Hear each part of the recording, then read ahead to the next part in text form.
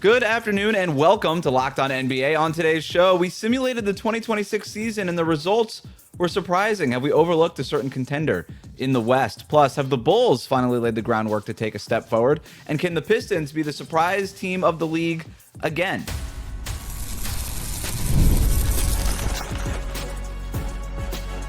You are Locked On NBA, your daily NBA podcast. Part of the Locked On Podcast Network, your team every day. All right, and welcome back to Locked On NBA, however you're tuning in on YouTube or on your favorite podcast app. Thanks for making us your first listen every day. Today's episode is brought to you by FanDuel. Right now, new customers can bet just $5, and if your bet wins, you'll get $300 in bonus bets to use across the app. Head to FanDuel.com today to get started.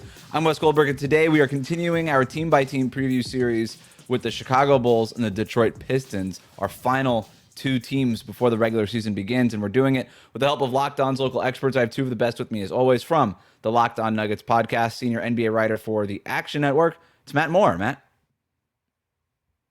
Keyshawn George, 26-2 last night. I'm telling you, get on the Wizards wagon. Wizards Hive is up. We cannot get away from Wizards talk from the Locked On Bulls podcast. He's also a Bears and Bulls creator for Bleacher Report. It's Haize. I swear, I love Matt Moore, but he gets caught up in the weirdest things ever. Gonna be a fun season. We have spent 30% of the show this week. I'll take things Haize and my wife have both said in the last week for 500, Alex. This is our last show of the week before the regular season begins next Tuesday night. So, Haize, you thought it would be a good idea to make some predictions based on season simulations on NBA 2K. Here's what you got. You ran 3 full simulations, and you got 3 different NBA champions, which is probably making Adam Silver smile right now. That's exactly how he wants it. The 3 champions you got were the Thunder, the Nuggets, and the Clippers. Haize, did you find any of that surprising? Yeah, the Clippers. The Clippers were on the first simulation too, and I was like, all right, this experiment's over already. But yeah, so I found that where the other two, I guess not so much, but like maybe it's just me not believing in the Clippers, but I found that very strange. There's a lot of these teams that I feel like it's going to be extremes where they're either going to be so good and we're going to be like, they could win the title, or they're going to be like, what a disaster and a season from hell. Like, I feel like there's only 2 ways that a lot of these teams can go. I think the Clippers are in that, right? If it's just like, yep, Kawhi's out again. Yep, Bradley Beal can't go. And when he plays, he's not very good. Yep, Chris Paul's too old. Yep, Ivica Zubac isn't enough to keep the team up. Like, there's just like a lot of ways this can go sideways. But the best results for the Clippers, like I've got them at 58 wins. Because if you look at them from this is a definite on paper thing. And that makes me nervous. But one of the things is like the regular season, you can do it on paper. Like you can do the regular season on paper. You can't do the playoffs on paper. Playoffs are different. And that's where I think that probably the 2K simulation probably fails, is once we get into playoff time and when the going gets tough, that's what I worry about with the Clippers. They won 50 games last year. Kawhi missed a bunch of time. They took the Thunder to they played the Thunder really well the Nuggets really well in the playoffs. I don't know. Like, would it be crazy? Like, Kawhi looks pretty good in the preseason. I don't know that it's the craziest thing from this simulation. It's not, but I mean, Haize, I guess my question would be like, do you feel like they're going to be good enough in the regular season to justify this kind of a run? And then from there, like, do you feel like they have the combo to make the playoff run? Like, they did push the Nuggets to a game 7. It's just that I'm of the opinion that like everyone overrates Denver because they're like, they took the Thunder to 7. And I'm kind of like, yeah, because they stole game 1. Like, that Nuggets team was really not very good. And so the Clippers failing to beat them, honestly, especially with a 2-1 lead, is a little bit of an indictment for me. A lot of talent there, but I just have, do you think that they are serious? Are the Clippers a serious team to you, Haize? They're a serious regular season team. I mean, if I don't take them seriously as far as going on a run in the playoffs. Like I said, that age, the matchups, those type of things matter big time in the playoffs. I could see them having another 50-game win season, but I don't think I see them going past the second round in the playoffs. So I'm going to repeat the 3 champions that were crowned in Haize's simulation here: the Thunder, the Nuggets, and the Clippers. Haize, also no team from the Eastern Conference. No Eastern Conference teams. Is that more or less surprising than the Clippers winning? No, I don't think that's as surprising. I mean, the Western Conference, the dominance is real there. So no, it didn't surprise a little bit, but not as much as you would think.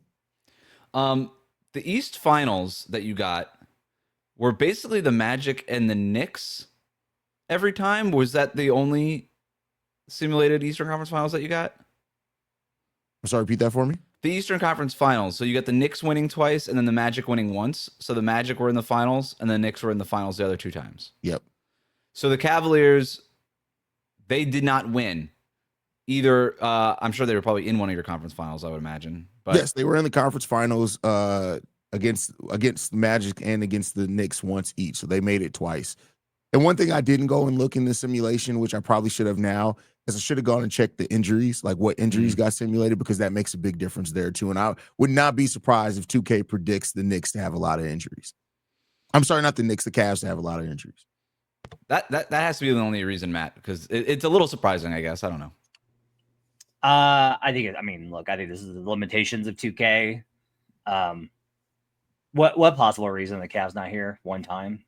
Again, does everyone not realize how good they were last year? Like, does everyone not realize that they won 60 plus games? Does everyone not realize that they jumped up and down? They had like 3 different double-digit winning streaks in the season, and there's only been like 4 teams in NBA history that have done that. They were 10th in SRS, which is our most stable metric for establishing if you're a contender or not long-term across the span of NBA history. Like, the Cavs are absolutely... If it is the Cavs and everybody else, and the fact that it's being presented as it's the Knicks and maybe the Cavs and then everybody else, and I'm kind of like, I think the Knicks are down there with everybody else. Like, the Cavs are elite. They have 4 guys who are awesome, and their next 4 guys are all certified NBA players. I think we're sleeping on the Cavs too much here. Yeah, I mean, I think there is some, like, the Cavs weren't fully healthy, and I think that, like, seeing this team fully healthy, if they can be healthy for a playoff run, is going to change a lot of people's minds. Like, the Cavs are really, really good, and they're a really balanced team. But it's like we talked about before too. Like, if you have an Evan Mobley that steps up this season and makes a substantial leap or step, it really, like, that team is going to run through the East pretty easily. Like, I think here's maybe a good way to think about it. If I gave you the West without the Nuggets or Thunder, so you get your Rockets or the Cavs, you get anybody from the West, not Thunder, Nuggets, or the Cavs. Who's more likely to win the title? The Cavs. Yeah. That's where I'm at. Like, that's how I feel about this, where it's like you can take the Warriors and the Lakers and the Wolves. You can take, to me, you can take the Rockets without Fred VanVleet. You can take all these teams. Give me the Cavs. So in this simulation, we also got 3 different awards: MVP, Rookie of the Year, Defensive Player of the Year, that I want to talk about. SGA won MVP twice. Karl-Anthony Towns won it once in this simulation. Rookie of the Year, Dylan Harper won it one time. Ace Bailey won it one time. And Cooper Flagg won it one time. And then for Defensive Player of the Year, Victor Wembanyama won it every time. Every single time. Haize, is it a done deal, basically, as long as he plays enough games, that Wemby's just winning Defensive Player of the Year? Simulation or real life? Yeah, if Wemby's healthy, he's going to be the odds-on favorite to win it. I think, like, the blocks that he has, all that type of stuff, like, that part didn't even surprise me. I was not surprised by that one bit at all. I always just think we're a little bit ahead here on both the Spurs and Wembanyama DPOY. Like, look, he looks leveled up. I think he's going to be amazing this season. Who's not excited to watch him? I am confused that he was such a heavy favorite before he went down, because the Spurs defense was not good enough. And even though it was way better with Wemby on the court than off, sure, but it wasn't good enough. I don't understand why there's kind of this idea that everyone's just going to ignore how good your defense is. Like, to be DPOY, the team's defense needs to be good. This is not complicated. I don't care how many blocks you have. We are in an age where we have more information. We understand that there should be never any more Marcus Camby's on the Nuggets. Camby was a good defender later in his career. But like Camby won one for the Nuggets where it was just like blocks and rebounds. We are smarter than that now.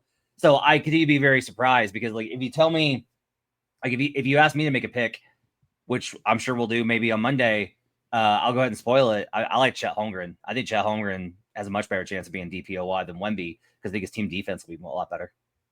But see, I think that's also why he may not, because he has so many good defenders on the team that Chet may get overlooked because of the Alex Carusos and other players on that team that are really good defenders. Whereas if the Spurs are good defensively this year, even if they're not good, whatever they do defensively, people are just going to say it's because of Wemby. So I asked ChatGPT to run 100 simulations of the season also.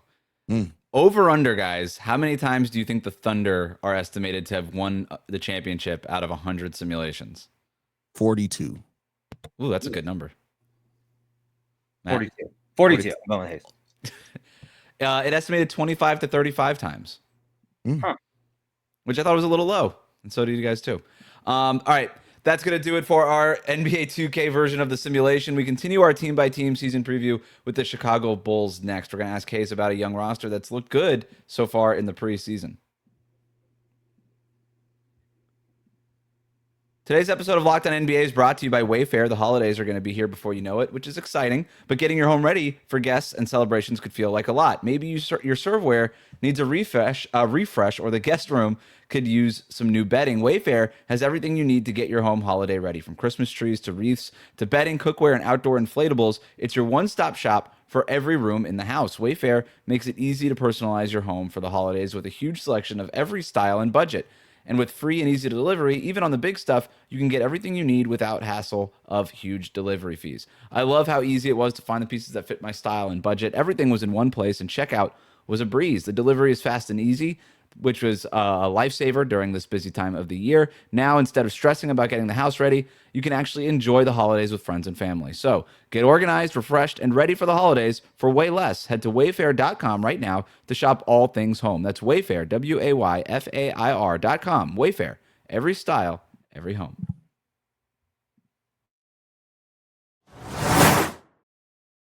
Thanks again for making Locked On NBA your first listen every day. The best way to support the show is to hit that subscribe button on YouTube. Follow us on your favorite podcast app. Continuing our team-by-team season preview series with the Chicago Bulls. It is the team that Haize covers over on Locked On Bulls. Haize, I'm going to throw it to you right away.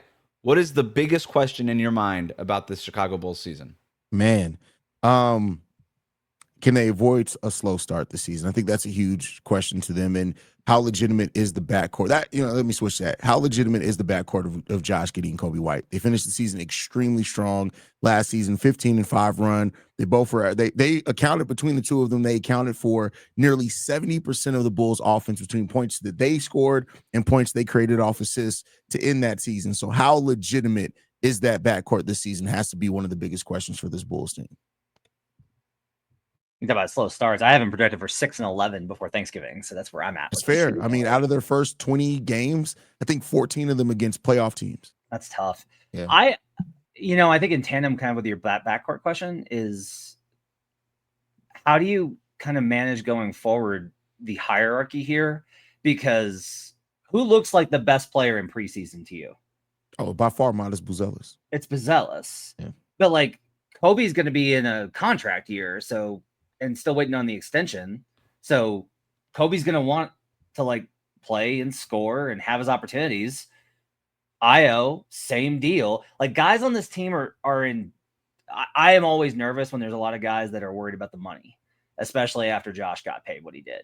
So these are kind of concerns for me from a holistic standpoint of how do you get the offense to kind of hum and function the way that it should. Because Donovan did some really interesting things last season with the lineups that he ran and some of the efficiency stuff that he did in terms of the 3-point rate. Like I'm really interested in that from this Bulls perspective, but I got to know that everybody's on the same page. And like, do you feel like that's going to be, am I making too much of that? Yeah, this team, no. With Zach on it, yes. This team, after the trade and getting Trey Jones, this team really does legitimately enjoy each other and they do play for each other. So I'm not really worried about the hierarchy thing. I think all that's going to work out because you have a team full of guys that really do play for each other this year for the Bulls. So we haven't had that for a while. So I'm not too worried about the hierarchy part of it. I think both Giddey and Kobe are really good at creating off drives. I think Matas Buzelis is going to impact the game in a lot of ways. And luckily, he's somebody who doesn't need the ball in his hands a lot, even though I want to see him have more opportunities with the ball in his hands. I think the balance is going to be fine here. Is Patrick Williams a negative asset at this point? Yeah. I mean, even when he does give, like, the most positive version of Patrick Williams is 9 points, 4 rebounds, and 40% shooting from three. But he's getting paid $19 million to do that. There are tons of players getting paid half of that do that. So I'll say by the nature of the contract and all those things together, yeah, he's a negative asset, but he can still be a positive role player for this team. Chicago was 10th in net rating after the All-Star break last year. They made a little bit of that run there. Josh Giddey started to play really well. I mean, I don't know how much of that you think is real, but you have a pretty good look in preseason. Do you think after this preseason, like, the tone in Chicago is a little bit more optimistic than maybe even before the preseason? Oh, listen, the Bulls haven't won a playoff series in 11 years. The tone around Chicago is not going to change until we win that, or at least like 45-ish games. Winner's attitude right there. but I do think this team, that there is slightly more optimism about this team because of Matas. I think the biggest reason is Matas. I do think Giddey has his fans in the fan base. You have people that are still very pessimistic, trying to wait out to see which version of Josh Giddey is going to show up early in this season. But it's a lot more positive than what it was this time last year, and that's a step in the right direction. Let's pick it up there, because that's the next big question that we had for you. Who is the best player on the Bulls in 5 years? Oh, Matas Buzelis. If it's not Matas Buzelis, I'd be extremely surprised. And no knock on any of the other guys. I think Josh Giddey is going to be really good at what he does well. I think he's going to be good at that. Kobe is already 6-7 years in, so I don't think a major leap is coming from Kobe. I think this is his first year with him being the number one scoring option. So you're going to see a rise in output because of opportunity. But Matas is the guy. Like, he averaged almost 18 points on nearly 60% shooting from the field and 38% shooting from three in preseason. And he just turned 21 years old. It better be Matas Buzelis, who's the best player in 5 years. How tall is Kobe? Kobe White is almost 6'6". Okay. So, like, I would like to see him kind of go down the path of Colin Sexton. And what I mean by that is, like, Colin went to Utah and got shipped out mostly because he wanted to be the guy and wanted to earn the big money, being the guy that takes all the shots. And, like, Colin went and got stuck in Utah and then, like, turned into a pretty good role player. Like, learned like, Colin's going to help the Hornets this year. Like, he's going to be an actual plus player. I'd like to see Kobe kind of take that role. Like, when you say, like, Kobe's going to be the featured primary scorer, that makes me yikes. Like, I'm just like, that's not, you don't want, no. Because as much as I don't think highly of Giddey, as we talked about yesterday with the Keegan Murray stuff, like, Giddey is a guy who's a great passer and he's a good spot up shooter. So you could kind of build a system there where it's like, look, if you figure out the long-term center position, whether it's a Senge or whatever, after Vooch is gone, you've got Buzelis as like an omega forward. You've got Giddey as a secondary creator and spot up weapon. And then you add like a center down there and you've got something really going. But if Kobe's like, it's Kobe time, that's going to be bad, I think, for them offensively. He's a good scorer, but I don't know that makes everybody better or not. So that makes me nervous. You're absolutely right. The Buzelis needs to be the best player, though. But see, here's the thing. I think Kobe got that rap because early in his career, his job was just scoring. But if you look at over the last couple of years, Kobe has created on average 12 points off assist, I think, per game.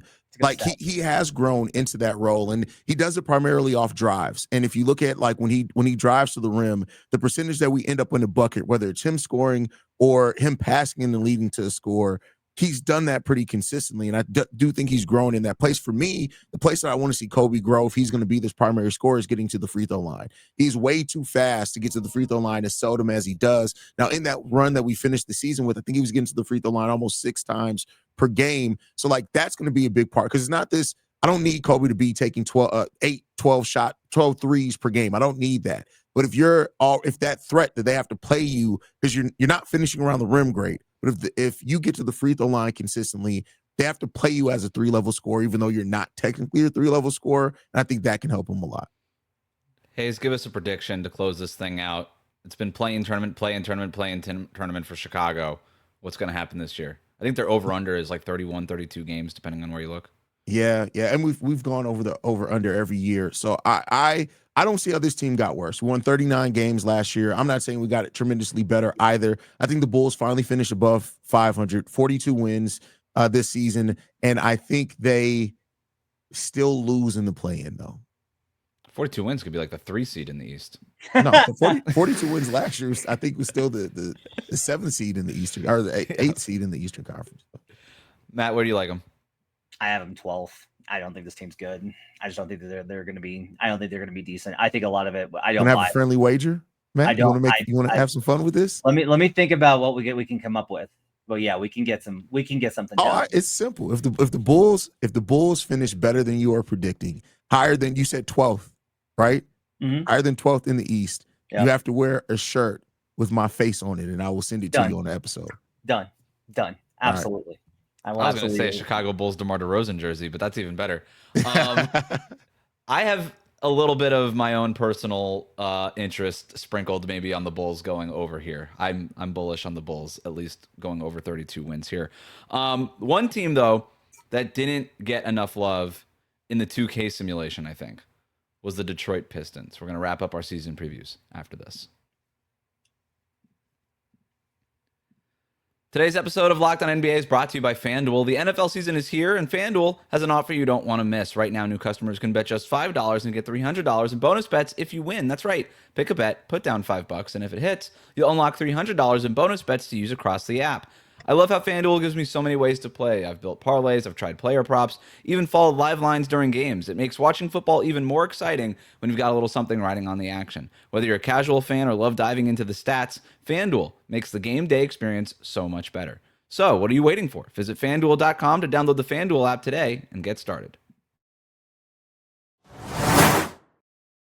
Thanks again for making Locked On NBA your first listen every day. The Locked On Podcast Network has a show for every team. Check out Haize over on Locked On Bulls for more on the Chicago Bulls. Check out Locked On Pistons for more on the teams we're previewing today. We are wrapping up our season previews with the surprise team from last season, the Detroit Pistons. And we asked Kukalil about how the Pistons could continue to take step forward this season.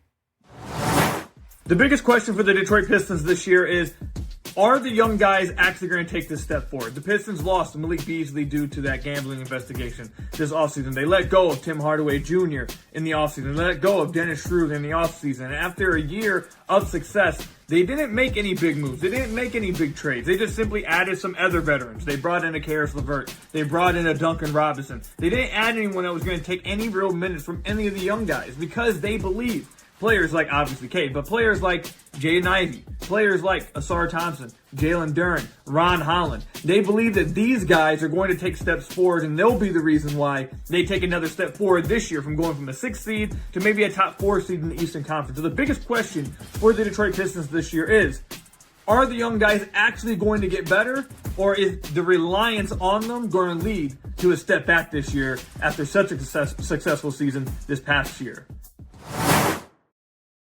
Matt, I want to focus on Cade Cunningham for a second. He took that big leap last year, dragged the Pistons into the playoffs. They were one of the surprise teams of the league after being god-awful 2 years ago. Is there another level for Cade to get to? Yes, because his actual finishing last year continued to be kind of struggling. That's the one area where he's got to get better, is that he's actually just not very good at the rim. And if he just... that comes with strength and understanding how to draw fouls and those type of things. The jumper made huge leaps, and he's like a great shooter now. He's an awesome passer. He's a good defender. He's an excellent floor general. His basketball IQ is awesome. He's able to get downhill. He knows how to navigate pick and rolls in all sorts of situations, including way up high. The only thing he's got to do is get a little better at finishing. Once that clicks into place, I mean, we're talking about like a 28-9-6 guy. Like, he is a complete guy. This is one of the reasons why I think he's a sneaky.